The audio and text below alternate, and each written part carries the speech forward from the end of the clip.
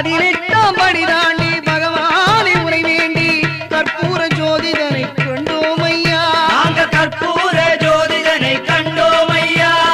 மகர ஜோதியை கண்டு மனமான சரணம் போட்டு மகர ஜோதியை கண்டு மனமான சரணம் போட்டு மணிகண்டா உன் பெருமை அறிந்தோம் ஐயா. மணிகண்டா உன் பெருமை அறிந்தோம் ஐயா. சாமியே சரணம் ஐயப்பா சரணம் சுவாமியே சரணம்